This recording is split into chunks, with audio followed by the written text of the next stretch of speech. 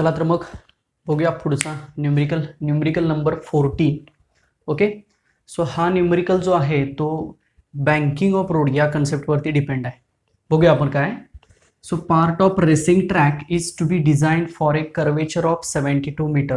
एक curvature track आहे आणि तो 72 मीटर इतका डिझाईन, म्हणजे ते 72 मीटर त्याची रेडियस आहे. Okay. We are not recommending the vehicle to drive faster than 216 kilometre per hour. This is the maximum velocity of that vehicle. त्या वेलॉसिटीने ते व्हेकल पास होणार आहे, maximum velocity. With what angle should be road be tilted. Angle find करायचा आहे, म्हणजे angle of banking, simple theta find करायचा आहे. Then by what height will its outer edge be with respect to the inner age. आणि तो जो tilt केलेला road आहे तो किती हाईटनं टिल्ट केला आहे, म्हणजे त्याची हाईट फाइंड करायची आहे. If track is 10 metre wide, त्या ट्रॅकची जी काही वाईड म्हणजे तो आहे त्याची जी काही लेंथ आहे ट्रॅकची, जी काही आपण रुंदी म्हणूया, ती किती आहे 10 मीटर इतकी आहे. ओके. सो गिवन पॉईंट्स लिहूया बघा आपण. गिवन्समध्ये सगळ्यात पहिल्यांदा ट्रॅकची रेडियस दिलेली आहे 72 मीटर. कन्वर्ट करायची गरज नाही आहे. मॅक्सिमम वेलॉसिटी दिलेली आहे 216 किलोमीटर पर आवर. तर ॲक्च्युली आपण वेलॉसिटी कशामध्ये घेतो, मीटर पर सेकंडमध्ये. सो किलोमीटर पर आवरचं मीटर पर सेकंड कसं करायचं बघा. सिंपल, हे मी आहे तसंच लिहितो 216 किलोमीटर पर आवर. बघा याचाच अर्थ मी हे असं लिहिलं. मी थोडंसं डिटेलमध्ये लिहितोय, तुम्हाला डायरेक्ट लक्षात येईल की नक्की कशी स्टेप करायची ती. नेक्स्ट 216 किलोमीटरबद्दल मी 1000 मीटर लिहितो, चालेल. आणि हावर्सबद्दल मी 3600 सेकंद लिहितो. झालं का बघा मीटर पर सेकंड. फक्त हा फॅक्टर इथे एक्स्ट्रा आला 1000 भागिले 3600. मग हा जर सॉल्व केला तर आपल्याला हा फॅक्टर बघा काय मिळेल. या 2 झिरो जातील. आता राहिलं 10 आणि 36. सो 2 भाग जाऊ शकतो. सो 5/18 आणि हे पुढे झालं मीटर पर सेकंड. सो कसलीही वेलॉसिटी किलोमीटर पर आवर असेल, म्हणजे कितीही व्हॅल्यूची, तर त्याला सिंपल 5/18 मल्टिप्लाय करायचं. त्याचं कन्व्हर्जन कशात होणार आहे, मीटर पर सेकंड. हे तुम्ही डायरेक्ट लक्षात ठेवू शकता 5/18. सो ही झाली मॅक्सिमम वेलॉसिटी. वॉट अँगल म्हणजे थिटा आपल्याला विचारलेला आहे. So theta is question mark. Okay. As well as height is equal to question mark. आणि विड्थ दिलेलं आहे, विड्थला मी W म्हणतो 10 मीटर. बघा एवढे गिवन पॉईंट्स आहेत आणि एवढे 2 पॉईंट्स आपल्याला फाइंड करायचे आहेत. ओके. सो सिंपल एक डायग्राम त्याची अशी येईल बघा. हा कर्वेचर आहे बरोबर, ही विड्थ झाली त्या रोडची आणि ही हाईट झाली आणि हा थिटा झाला. आणि इकडे कुठं तर रेडियस असेल, सेंटर असेल, रेडियस असेल. ओके. सो सगळ्यात पहिल्यांदा फॉर्म्युला. सो आपल्याला थिटासाठी फॉर्म्युला वापरायला लागेल टॅन थिटाचा. So tan theta is equal to V² upon RG. Okay. So therefore theta is equal to tan inverse of V² upon RG. Okay. So tan inverse of, आता V² म्हणजे हे solve करायला लागेल, हे Vmax म्हणजेच V². So Vmax किती मिळतं बघा. हे जर सगळं सॉल्व केलं तर 60 आन्सर येते याचा, 60 मीटर पर सेकंड. सो इथं मी 60चा स्क्वेअर करेन.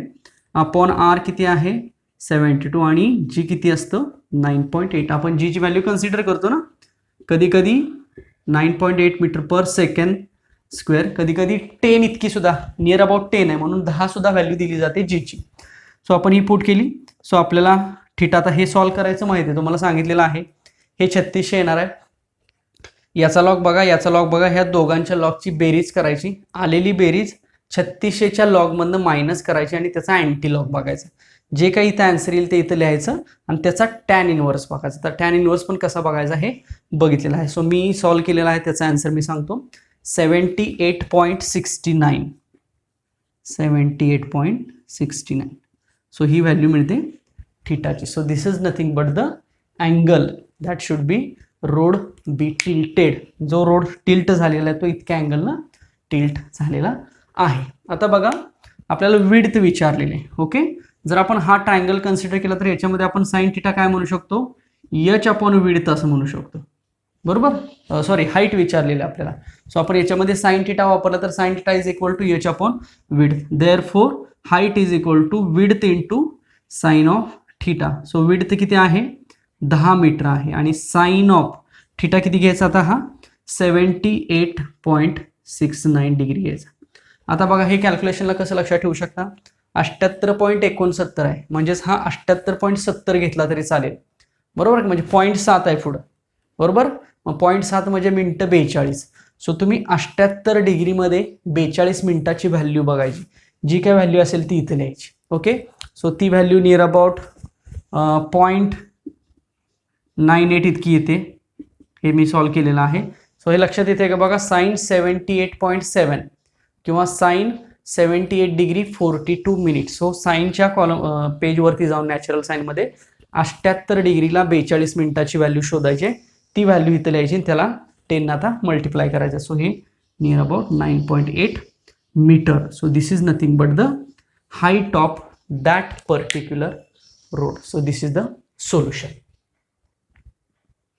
चला example number 15 exercise number 15 the road in question 14. आता याच्यासाठी मागच्या क्वेश्चनचा रेफरन्स घेतलेला आहे. So the road in question 14 above is constructed as per the requirement. So मगाशी जे एक्झाम्पल बघितलं त्याच्यामधल्या काही व्हॅल्यू आपल्याला घ्याव्या लागतील. म्हणजे फॉर एक्झाम्पल रेडियस घ्यावी लागेल 72 मीटर आणि आपल्याला थिटा जो मिळाला होता तो घ्यावा लागेल. थिटा आपल्याला मिळाला होता 78.69.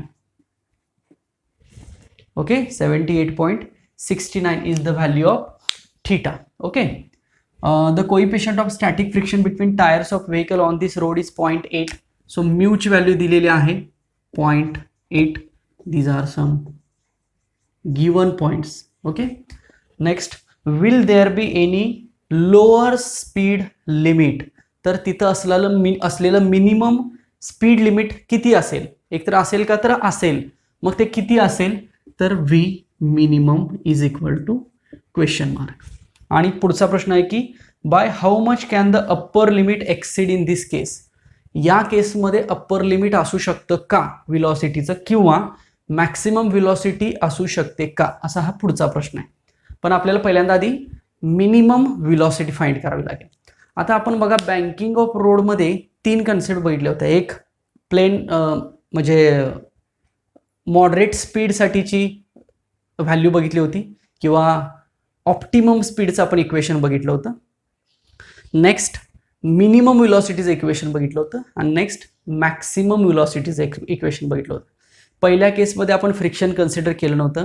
दुसऱ्या केसमध्ये जर मिनिमम व्हेलॉसिटी असेल तर व्हेकल खालच्या साईडला यायला लागेल म्हणजे फ्रिक्शन आउटसाईड होतं आणि तिसऱ्या केसमध्ये व्हेकल बाहेरच्या साईडला जायला लागेल म्हणजे फ्रिक्शन इनसाईड होतं. आठवत आहेत का बघा तिन्ही केसेस ते सुद्धा आपण लेक्चर घेतलेलं आहे. थेरॉटिकली व्यवस्थित banking of road concept explain केलेली आहे.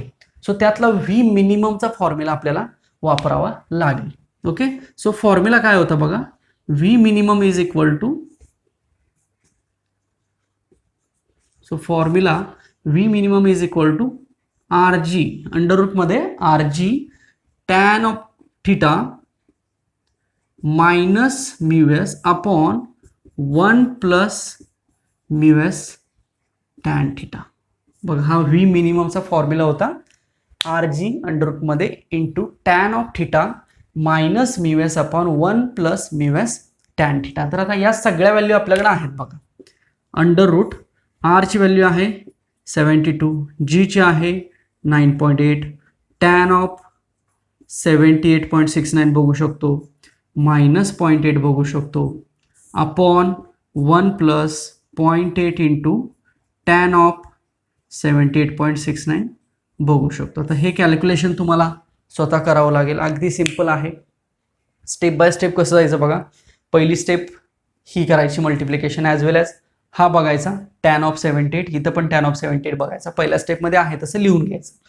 याच्यातनं हे मायनस करून याच्यात हे प्लस करायचं. सिम्पल स्टेप करून ठेवायची.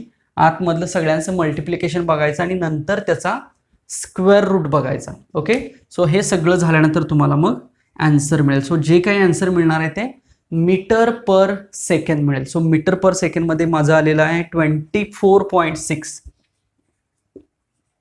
मीटर पर सेकंड आणि हेच मी पुन्हा किलोमीटर पर आवरमध्ये कन्वर्ट केलेलं आहे. सो ते आलेलं आहे 88 किलोमीटर पर आवर. बघा ही दोन आन्सर्स मला मिळालेले आहेत. तुम्हाला अशाच पद्धतीनं मिळायला पाहिजेत. सो हे मीटर पर सेकंड झालं आणि हे किलोमीटर पर आवर झालं. मगाशी मी सांगितलं होतं की याला जर तुम्ही 18/5 जर मल्टिप्लाय केलं तर जवळपास एवढा आन्सर येते. ओके, म्हणजे बघा हे नियर अबाउट 25 आहे. 25ला जर तुम्ही जवळपास एक 18 मल्टिप्लाय केलं आणि त्याला जर 5 डिवाइड केलं तर तुम्हाला जवळपास इतका आन्सर मिळते. सो मीटर पर सेकंडचं कन्वर्जन आपण कशामध्ये केलं, किलोमीटर पर आवर मध्ये केलं. Okay, so this is nothing but the minimum velocity. Okay, so will there be any lower speed limit? Yes, this is the lower speed limit. आता या केसमध्ये theta बघूया आपण. ओके, सो थिटा काय आहे बघा, थिटा 78 डिग्री आहे. So banking of रोडमध्ये जर मिनिमम स्पीड असेल तर थिटा हा 45 लेस दॅन पाहिजे, बरोबर. पण इथं काय आहे, 45 पेक्षा मॅक्सिमम केसमध्ये 45 पेक्षा इथं अँगल कसा आहे, 78 म्हणजे मोठा आहे. जर 78 ची जर व्हॅल्यू इथं असेल तर ती मॅक्सिमम केससाठी हे इक्वेशन सॅटिस्फाय होणार नाही. हे इक्वेशन बघा, कारण इथं जर आपण हा फॉर्म्युला जर चेंज केला मॅक्सिमम वेलोसिटीसाठी तर tan ऑफ 78 ची व्हॅल्यू जी आहे ती नियर अबाउट 5 आहे. लॉग टेबलमध्ये मी तुम्हाला सांगितलं होतं की नॅचरल टॅन मध्ये तुम्ही जायचं आहे. सो नॅचरल टॅन मध्ये जर मी 78ला जर आलो जवळपास तर मला बघा आन्सर 78चा 7.7 मध्ये बघूया, म्हणजे 5.00 म्हणजे 5 इतका आन्सर आहे tan 78 डिग्री. मग 5 आन्सर या इक्वेशनमध्ये ठीक आहे, 5 मायनस 0.8 होऊ शकतं, पण त्या इक्वेशनमध्ये इथं ते सॅटिस्फाय होत नाही. म्हणून या केसला सांगायचं आहे की अँगल हा 78 असल्यामुळं या केसमध्ये अप्पर लिमिट प्रेझेंट नाही किंवा अप्पर लिमिट एक्सीड होणार नाही. सो दुसरा आन्सर आपला असेल की there is a no any upper limit of the velocity in this particular case because angle is more than 45. 78 degree angle हा 45 पेक्षा मोठा असल्यामुळं या केसमध्ये अप्पर लिमिट एक्सीड किंवा अप्पर लिमिट एक्सीड प्रेझेंट होणार नाही. ओके, सो ते सेकंड आन्सर असेल. So this is the first answer and there is a no upper limit exceed in this particular case. Okay, so this is the answer of question number 15 from the text book. Okay, so next question आहे question number 16. हा वेल of death या कन्सेप्टवरती depend आहे. काय बघा, during a stunt a cyclist, मग cyclist म्हणजेच एक particle consider करा असं म्हटलेलं आहे, is undertaking well of radius 6.05 metre. त्या वेल ऑफ डेथ जे आहे त्याचे रेडियस दिलेले आहे. सो गिवन पॉईंट्स मी म्हणतो. So givens radius is equal to 6.05 metre. Convert करायची काही गरज नाही. If the necessary friction coefficient is 0.5, म्यूच व्हॅल्यू दिलेली आहे 0.5. So how much minimum speed should be stunt artist maintain. Minimum speed म्हणजे minimum velocity question mark. Next mass दिलेला आहे त्या स्टंटमॅनचं. So mass is equal to 50 kg. Okay, convert करायची काही गरज नाही, सगळ्या व्हॅल्यू एस आय नीड्समध्ये आहेत. If he or she increase the speed bye 20%, जर स्पीड वाढलं आहे त्या स्पीडमध्ये 20%, तर how much will the force of friction. Speed वाढलं तर फोर्सवरती काही फरक पडेल का आणि तो किती पडेल जर पडला तर, असा प्रश्न आहे. सो वेल ऑफ डेथमध्ये आठवत आहे का बघा, वेल ऑफ डेथ आपण बघितलं होतं. सो इथं स्टंटमॅन आहे, तो आता हॉरिझॉन्टल फिरतो ना याच्यामध्ये, सो त्याच्यावरती नॉर्मल रिॲक्शन या साईडला असते, बरोबर. इथं फ्रिक्शनल फोर्स असतो आणि इथं त्याच्यावरती वेट असतं डाऊनवर्ड डायरेक्शन, जे किती असतं mg असतं, बरोबर. म्हणजे हा जो फ्रिक्शनल फोर्स आहे बघा, how much will the force of friction be. आता हा जो फ्रिक्शनल फोर्स आहे हा कुणावर डिपेंड दिसतोय, mg वरती डिपेंड दिसतो. त्यामुळे वेलोसिटीमध्ये जरी चेंज झाला तर या फ्रिक्शनल फोर्सवरती चेंज होईल का, नाही होणार. सो Fs आणि mg हे कंबाईन बॅलन्स होतात एकमेकांना. सो इथेच आपल्याला फॉर्म्युला मिळतो बघा, Fs is equal to mg. म्हणजे फ्रिक्शनल फोर्स हा कुणावरती डिपेंड आहे, मासवरती आणि ग्रॅव्हिटीवरती डिपेंड आहे. जेवढं मास जास्त असेल तेवढा फ्रिक्शनल फोर्स हा जास्त असेल. मग फ्रिक्शनल फोर्स आपल्याला इथंच मिळतो बघा, मास किती आहे 50 आणि आपण 9.8 घेऊया ना, किंवा 10 सुद्धा याच्यामध्ये कन्सिडर केली जाते बघा व्हॅल्यू. द बुकमध्ये जे आन्सर आहे ते 10 व्हॅल्यू कन्सिडर करून केलेलं आहे मीटर पर सेकंड स्क्वेअर. मी तुम्हाला म्हटलं होतं की 9.8 किंवा 10 व्हॅल्यू घेतली जाते. जर आपण 10 घेतली तर काय होईल मग बघा, सिंपल आपल्याला फ्रिक्शनल फोर्स किती मिळेल 500 न्यूटन इतका मिळेल. So this is the value of frictional force. बघा लक्षात येते का डायग्रामवरनं सिंपल. ओके, सो आपल्याला मिनिमम व्हेलॉसिटीचा फॉर्म्युला झालेला आहे. V minimum is equal to, तोही अंडर रूट मध्येच होता ना, under root R G upon mu होता. आठवतंय का बघा, mu S coefficient of static friction, R is the radius and G is the gravity. So in square root R किती आहे 6.05 इंटू आपण हे घेऊया 10 घेऊया आणि हे घेऊया 0.5. हे पण इझी कॅल्क्युलेशन आहे बघा. ह्या 10 याला मल्टिप्लाय केलं तर हे 60.5 होईल आणि हे 0.5 होईल. आता हे कॅल्क्युलेशन ऑलरेडी मी शिकवलेले आहेत. 60 आणि भागिले हे 0.5, याच्यामध्ये तुम्ही असं करू शकता 0.5चं 5 तयार करा, पुढे 10⁻⁻1 तयार होईल. 60ला 5 भाग जाऊ शकतो, 12×5 = 60. सो 12 इंटू ते 10⁻⁻1 वरती घाला. सो वरती येईल 10⁻1 होईल. सो 12 आणि 10 होईल. सो 120 स्क्वेअर रूटमध्ये, म्हणजे जवळपास स्क्वेअर रूट 120 जर तुम्ही बघितलं तर 11 आन्सर मिळेल बघा. सो 11 metre per second. So this is nothing but the minimum velocity. बघा कॅल्क्युलेशन्स कसे केलेले आहेत. सो डायरेक्ट फॉर्म्युला लिहिला, V minimum is equal to under root R G upon mu s. आरची व्हॅल्यू टाकली 6.05 इंटू 10 आणि अपॉन हे 0.5 टाकलं. हे मी तोंडी कॅल्क्युलेशन कसं सांगितलं तुम्हाला, यानं हे मल्टिप्लाय केलं एवढाला. हेच बघा असं म्हटल्यास हे करतो, इझी आहे, फार वेळ लागत नाही म्हणून करतो. कॅल्क्युलेशनमध्ये काही शंका असेल तर तुम्ही डेफिनेटली विचारू शकता. फक्त जास्त वेळ न घालवता किंवा तेवढी जागा एकाच फ्रेममध्ये तुम्हाला एक एक्झाम्पल द्यायचा प्रयत्न असेल, त्यामुळं मी कॅल्क्युलेशन इन डिटेल करत नाही. व्यवस्थित कॅल्क्युलेशन तुम्हाला पाहिजे असेल तर मी ते सांगू शकतो. हे जर 5 मी तयार केलं बघा, हे मी वरचं आहे तसंच ठेवतो. हे जर 5 तयार केलं तर 10⁻⁻1 तयार होणार. ह्या 60ला 5ला भाग जाईल, स्क्वेअर रूटमध्ये 12 होणार आणि हे 10चा वरती आलं तर 10चा 1 होणार. सो हे स्क्वेअर रूटमध्ये 120 किंवा 121 जवळपास येईल. आणि याचं जर आपण स्क्वेअर रूट बघितलं तर ते नियर अबाउट किती असेल 11 असेल. सो आपला आन्सर किती मिळते आपल्याला 11 मीटर पर सेकंड. आणि हा जो असेल तो कोइफिशियंट फोर्स ऑफ फ्रिक्शन असेल, जो की 500 न्यूटन असेल.